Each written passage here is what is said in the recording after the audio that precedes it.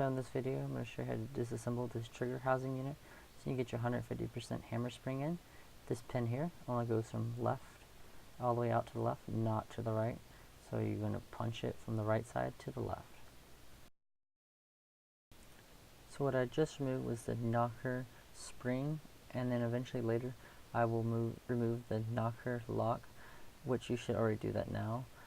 It gets in your way when you do this disassembly. I also use duct tape down here on the bottom because there is another pin that you do not want to remove, which holds the bottom pieces in the trigger housing unit.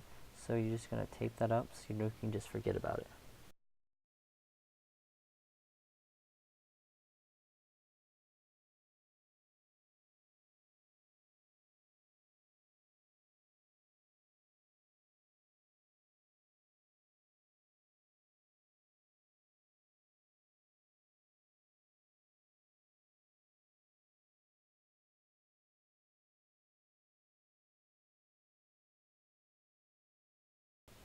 I'm going to show you something really important.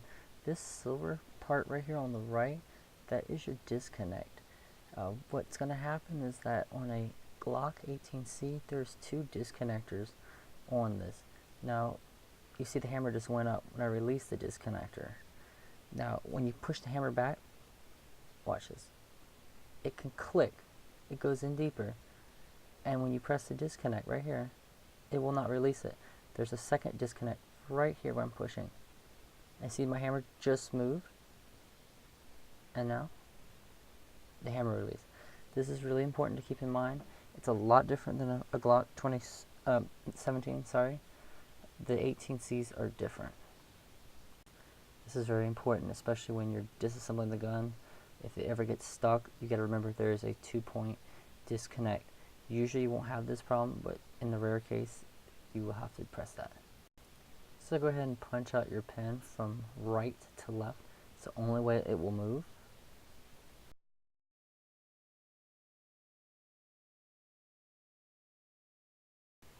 So now that the pin's out, be careful. Everything's going to pop out just like that. The next thing that's going to pop out is the valve knocker. There it goes. The spring will actually pop back. You be careful. And then this will just want to fall right out.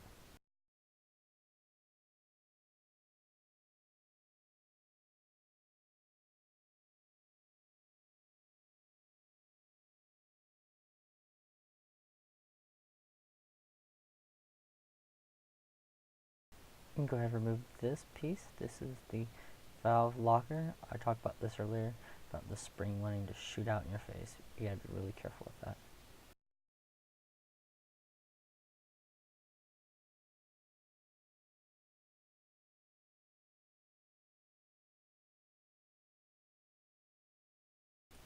This is one of the simplest parts of this whole process. This spring just rests on there. It will just pop right out, and then you can just place your new one right on top of it.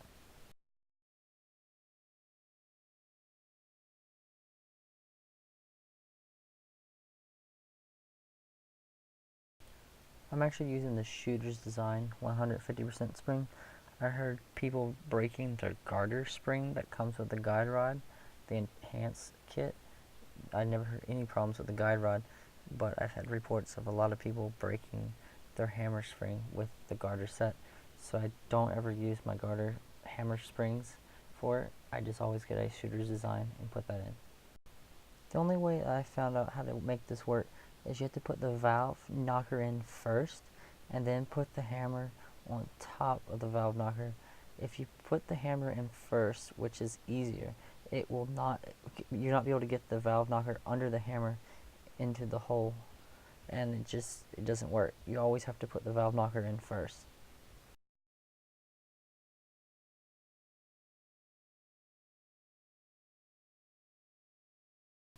Once you do put the hammer on top of everything, you will have to play with the disconnect, which is the silver object on the right. You have to move it with the valve knocker to get the hammer in. It's tricky. You'll see, and then you'll also notice it when you do it.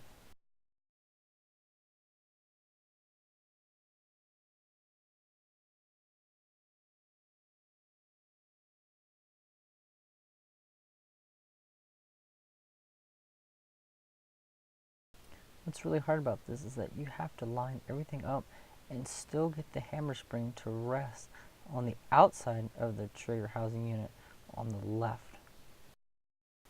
So I was able to get the hammer in.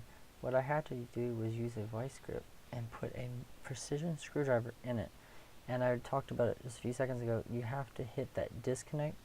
So I had the precision screwdriver set up in a way that I would just bump the disconnect as I am pushing the hammer down to fit into the trigger housing.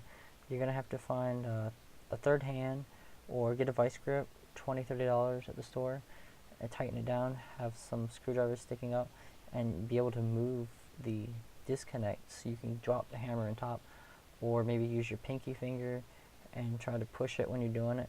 If you look at my fingers when I'm doing this, get a good close-up. They are really smashed in from pressing on that locker valve. It's just a pain to hold that in place. We're still not done. What I did was use my punch set to line everything up so it could stay in place. We still have to get that pin in place to hold everything in. So what we're going to do is go from left to right, which is the only way you can do it. And to do this, my fingers are going to get smashed up even more. You're going to be able to see it here in a second. You have to jerry rig it. You just have to keep pushing. I can't really describe it, but when you look at it, you'll see the hole moves different ways. So you're going to have to just push the hammer up, down, left, right, until you can get those holes lined up. And you just push it slowly, slowly until it goes through. So now this is going to take about another 2 minutes. You want to go ahead and skip over all this. Skip about a minute and 40 seconds into the video, and I will start talking again. This right here just takes a long process. I left it in the video for a reason, to show you how long it takes, and what I do is just a lot of fiddling around.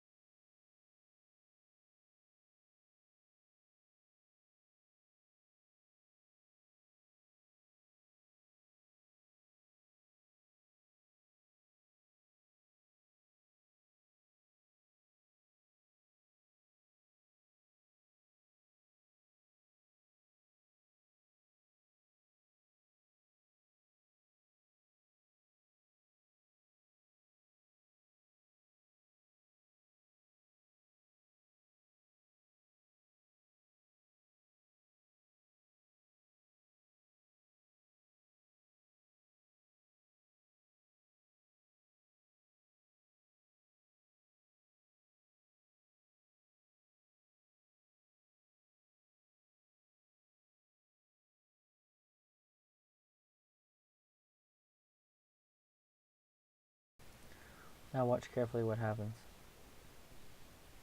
The pin just goes through. I was pushing and it finally went through.